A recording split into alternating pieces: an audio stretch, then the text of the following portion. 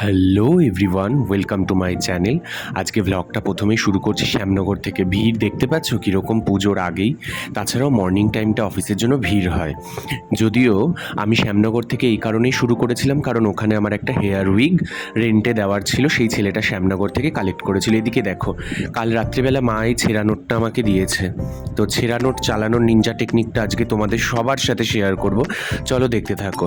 তো লাইনে দাঁড়িয়ে পড়েছি দমদম থেকে, দমদম মেট্রো স্টেশনে। তো এবার আমি ছেঁড়া নোটটা দিতে যাচ্ছি, তোমরা দেখতেই পাচ্ছ। এবার কাণ্ডটা শুধু একবার দেখবে তোমরা যে কিভাবে ছেঁড়া নোটটা চালাই। তো আমি ওনাকে দিয়ে বললাম যে একটা যতীন দাস পার্ক, যেহেতু আমার উত্তম মঞ্চে আজকে রিহার্সাল। তো ছেঁড়া নোটটা দিয়েই উনি দেখার সাথে সাথেই আমি দৌড় মেরেছি যে তারপর ট্রেনে উঠে দেখলাম একজন অ্যাস্ট্রোলজিতে বিশ্বাস করা একজন মানুষ, যার হাতের মধ্যে চামড়া পুরো একদম হাজা পড়ে গেছে, তারপরেও উনি হাতের মধ্যে 14 কারি আংটি ঢুকিয়ে পুরো একদম পড়ে আছে। আমি জানি না কি এমন বিশ্বাস যেটা নিজের ক্ষতি করে তারপরেও হাতে পড়তে হবে। যাই হোক, তোমাদের কতটা দেখাতে পারলাম জানি না। তো এখান থেকে বেরিয়েই আমি চলে গিয়েছিলাম যতীন দাস পার্কের উদ্দেশ্যে। যতীন দাস পার্কে যাওয়ার জন্য তোমরা Jatin Das park metro station থেকে কালীঘাটের দিকে মুখ করে যে গেটগুলো, সেই দিক থেকে প্রথমে তোমাকে বাঁ হাতে বেরোতে হবে। তো ওখান থেকে বেরোলেই একদম আবার বাঁ হাতে টার্ন নিয়েই হেঁটে চলে আসলেই জাস্ট 2 মিনিট লাগে উত্তম মঞ্চ। চলো, ততক্ষণে আমি তো মঞ্চে ঢুকি। তোমরা আমার চ্যানেলটাকে লাইক, সাবস্ক্রাইব অ্যান্ড শেয়ার অবশ্যই করে দিও। এটা হচ্ছে আমাদের ফাইনাল রিহার্সালের দিনের ভ্লগ, অর্থাৎ আমাদের শোটা কিন্তু 1 অক্টোবর। তো এই যে আমি ঢুকে দেখি যে অলরেডি আমি ভীষণভাবে লেট, কারণ ওখানে হেয়ার উইগ ওই রেন্ট যেটা আমি দিয়েছিলাম সেটা দেওয়ার জন্য আমার দেরি হয়ে গিয়েছিল। তো রিহার্সাল কিন্তু অলরেডি শুরু হয়ে গিয়েছিল। তো এই স্কুল, মানে যাদের হয়ে আমরা প্রোগ্রামটা করছি, সেটা হচ্ছে কি নবনালন্দা নিকেতন। তো এই নবনালন্দা যে স্কুল আছে, তাদের একটা পলিসি খুব ভালো, তাদের স্কুলের ছাত্রছাত্রীরাই তাদের প্রোগ্রামটা করে। মানে যখন রিকোয়ারমেন্টস হয় তখন ওরা নেয় বাইরে থেকে। তো এই যে সুদীপ্ত আর টিটান, এরা হচ্ছে গিয়ে মানে দে আর পার্টনার ইন ক্রাইম। তো এরপরে স্কুলের টিচাররা আর কি ধীরে ধীরে তাদের স্টেজ রিহার্সাল করছিল। আমাদের যে টোটাল প্রোডাকশানটা, সেই প্রোডাকশানটার নাম হলো নতুন যৌবনের দূত। যদিও সেটাতে আমরা দেখাচ্ছিলাম তাসের দেশ, এন্ড অফ দ্য ডে। তো তোমরা দেখতেই পাবে ধীরে ধীরে এখানে দিদিমণিরা সবাই মিলে করছিল, এত সুন্দর লাগছিল। যদিও আমি মিউজিকটা এই কারণেই পুট করতে পারছি না, কারণ তোমরা জানো যে কপিরাইট ক্লেমের একটা বিষয় থাকে, আর সেটাতে ভীষণ প্রবলেম হয়। তার জন্য আশা করি তোমরা স্টেপগুলো দেখলে বুঝতে পারছো যে তারা কতটা পরিশ্রম করেছে একসাথে সিনক্রোনাইজেশন বজায় রেখে করার জন্য। তাই আর এই যে সুদীপ্ত, কত দিন ধরে ওর শুরু হয়েছে ন্যাকামো, কী সব ডিটক্স ওয়াটার, সেই বিট গাজর শশা হ্যাড্ডা ব্যাড্ডা এর মধ্যে সব মিলিয়ে আনে, আর ওটাকে ওরকমভাবে লুকিয়ে লুকিয়ে লুকিয়ে লুকিয়ে একটু একটু করে খায় একটা বড় জারের মধ্যে। তো যাই হোক, তো এবার একে একে আবার হচ্ছে গিয়ে শুরু হলো।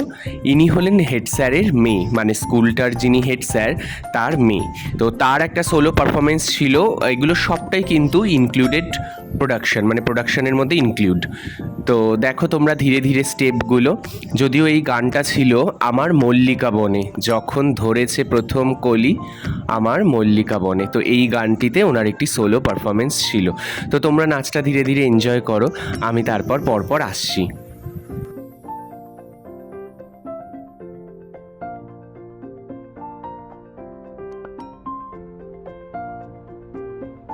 আচ্ছা, এই হচ্ছে কৌশিক দা, তাসের দেশের যিনি সওদাগর।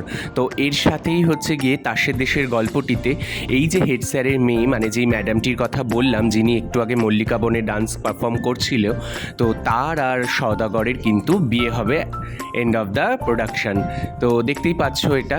তো এরপরে আমরা গান চলছিল পাশে, সেটাকে মিমিক্রি করতে গিয়ে এই যে প্রথমে টিটান মাইক নিয়ে গান করছিল, তারপর সুদীপ্ত মাইক নিয়ে গান করছিল। কি যে মানে রিহার্সাল কম, আমরা ওখানে যেন মজা হাসি ঠাট্টা করতে গিয়েছি বেশি। তারপর সুদীপ্তর পরেই চলে আসবে আমার পালা। তারপর আমি শুরু করলাম ন্যাকামো। ব্যাস চললো এই প্রোডাকশানে। কিছু গানটা দিতে পারলে সত্যি আমার খুব ভালো লাগতো, বাট আমি এখানে গানটা দিতে পারলাম না একটাই কারণে, বিকজ অফ কপিরাইট ক্লেম। তারপরেই একটা দিদুমণি ওখান থেকে নাচ করার পরে চলে এসেছিল, আমি পাশে মাইক নিয়ে গান করছি, ওলো সই ওই গানটি করতে করতে ব্যাস ওই নিয়ে চলছে। তারপর মানে দেখি এদিকে সুদীপ তো আমার ভিডিওটা আবার করছিল, আমি বন্ধ করতে বললাম।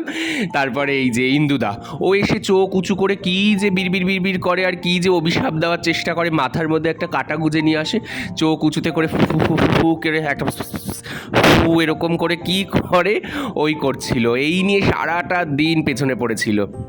সুদীপ তো দৌড়ে পালিয়েছিল। তারপরে বাস রিহার্সাল শেষ আমাদের। চলো তাহলে বাড়ির পথে ফেরা যাক। তো 1 অক্টোবর দেখা হচ্ছে। তো 1 অক্টোবরের ব্লগটা হয়তো আমি পরে দেব। তোমরা যারা যারা আসতে চাও তারা কিন্তু আসতে পারো দেখতে প্রোগ্রামটা। তো চলো বেরোই এখান থেকে। তো এই যে স্টেজের বাইরে তো বেরোবো কি, ম্যাডামরা তো ওখানে কথা বলছিল, ওনাদেরকে না বলে তো যেতে পারি না। তো যাই হোক না কেন, মোটামুটি সব ছেলেরাই চলে গিয়েছিল। এদিকে সুদীপ তোর এখানে বসার হচ্ছে না, বলছে একটু বস, একটু এসির তলায় বসি। ওদিকে টিটনও বসে আছে, একটু বস, একটু এসির তলায় বসি, বাইরে খুব গরম। মানে বাইরে তো বেরোতেই হবে, তাও ওরা বসে আছে। তারপরেও ওদের শেষ হচ্ছে না। তারপরেও ওরা, আমি বেরোনোর আগে যতবার বলছি বেরোবো, যতবার বলছি বেরোবো, তারপরেও ওরা দেখি ফটো তুলেই যাচ্ছে। ওদের সেলফি তোলা আর শেষ হয় না।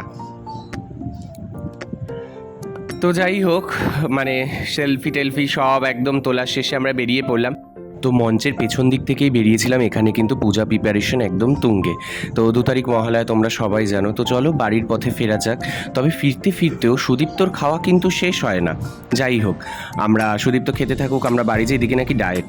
উঠে পড়েছি ধর্মতলার বাসে। চলো দেখা হচ্ছে পরের একটি ব্লগে।